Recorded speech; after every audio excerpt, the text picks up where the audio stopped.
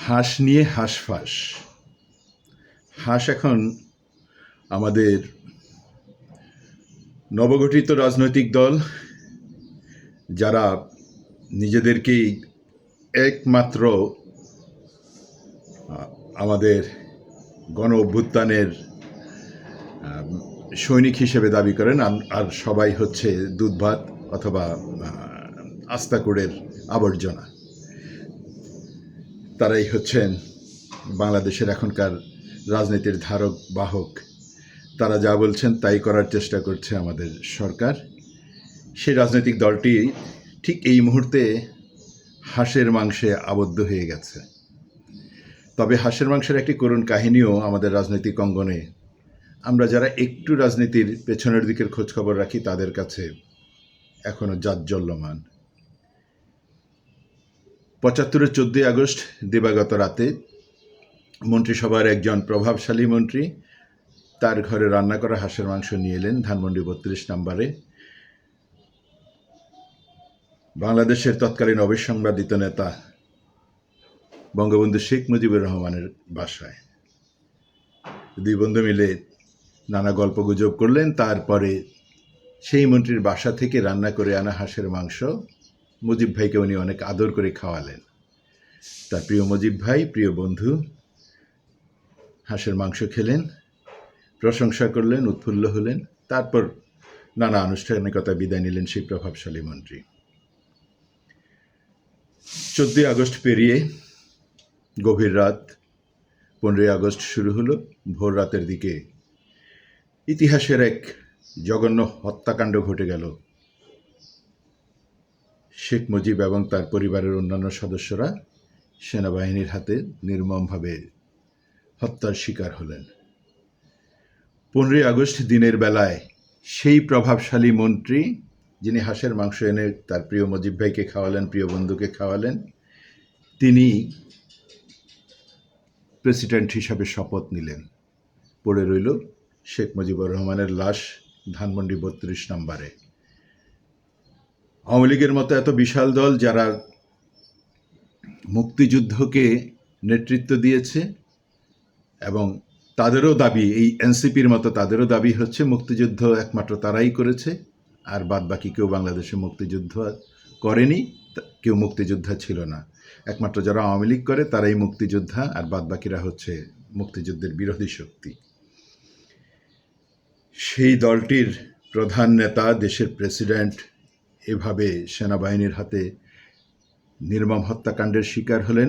পরিবারের সকল সদস্য এবং পরিবারের অন্যান্যরা যারা ঢাকায় বসবাস করতেন তারাও অনেকেই এই হত্যাকাণ্ডের শিকার হলেন। আওয়ামী লীগের মতোই বিশাল দলটির একটি মানুষও রাস্তায় প্রতিবাদ করতে এলো না। তার লাশটি পড়ে থাকলো দীর্ঘক্ষণ। তারপর সেই লাশটি নিয়ে তার গ্রামের বাড়ি টুঙ্গিপাড়ায় দাফন করা হলো। এই হচ্ছে হাঁসের মাংস খাওয়া এবং তারপরের ইতিহাস, এবং যিনি মাংস খাইয়েছেন তার এক দানবিক চরিত্রের বহিঃপ্রকাশ। আমরা জানি না এই হাঁসের মাংস বর্তমানে এনসিপির জন্য কতটা সুফল বয়ে নিয়ে আসবে, তবে বর্তমানে যা দেখছি তাই হাঁসকাণ্ডের কারণে একজন উপদেষ্টার হাঁসপ্রীতি, হাঁসের মাংস প্রীতির কারণে এনসিপির গলায় এখন ফাঁসের মতো এসে আটকেছে। আচ্ছা, এই উপদেষ্টা তো এনসিপির সদস্য নন, তাহলে তারা কেন এই হাঁসকাণ্ডে এমন হাঁসফাঁস করছেন?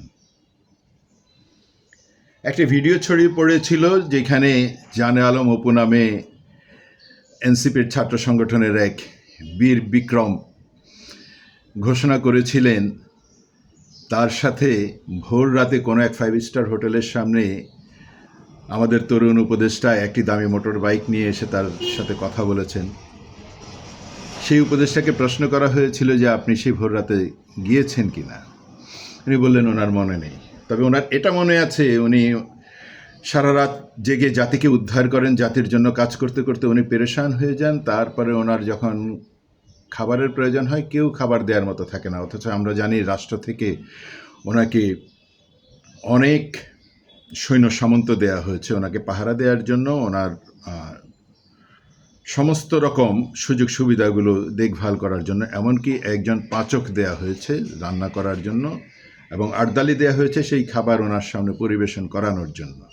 কিন্তু উনি বললেন ওনাকে খাবার দেওয়ার মতো কেউ থাকে না, তাই উনি গভীর রাতে মোটর বাইক চালিয়ে চলে যান নীলা মার্কেট, 300 ফিট পার করে আরও অনেকটা ভেতরে, যেখানে অনেকটা নিরাপত্তাহীনতা থাকে। জানি না সে সময় ওনার সেই দুটো আগ্নেয়াস্ত্র উনি নিয়ে যান কিনা, যার একটির ম্যাগজিন সহ উনি এয়ারপোর্টে নিরাপত্তা বাহিনীর সামনে নাজেহাল হয়েছিলেন। উনি মনে করতে পারছেন না 5 স্টার হোটেলের সামনে উনি এসেছেন কিনা, অথচ নীলা মার্কেট যান এটা ওনার মনে থাকে। নীলা মার্কেটে যদি হাঁসের মাংস শেষ হয়ে যায় তাহলে উনি আসেন ওয়েস্টিনে। ওয়েস্টিন হচ্ছে অত্যন্ত বিলাসবহুল একটি 5 স্টার হোটেল, যেখানে এক বোতল সাধারণ পানির দামও 500 টাকার কাছাকাছি থাকে। এগুলো লোকমুখী শোনা, আমার কখনো যাওয়ার সৌভাগ্য হয়নি, আর কখনো যাব বলেও মনে হয় না এই জীবনে। এই উপদেশটা আসলে কত বেতন পান? ওনার এই বিলাসিতার কারণটা কোথায়? উনি কি এই দেশের লক্ষ কোটি দরিদ্র মানুষের কথা চিন্তা করেন, যারা 3 বেলা খাবার জোগাড় করতে পারেন না,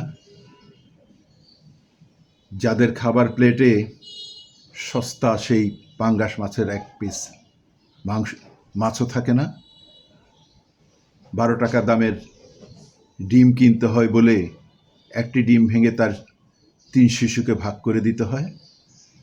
এগুলো কি এই উপদেশটা জানেন? এনসিপির তো সদস্য নন এই উপদেশটা, তাহলে এনসিপি কেন তার দায়িত্ব নেন? সেই ভিডিও ফাঁস হওয়ার পরে তারা কেন জানে আলম অপুর স্ত্রীকে এনে সাংবাদিক সম্মেলন করেন? এনসিপি নিজে নিজেই কেন তার গলার ফাঁস হিসেবে তৈরি করছেন এই হাঁস প্রিয় উপদেশটাকে? জানার আগ্রহ থাকলো।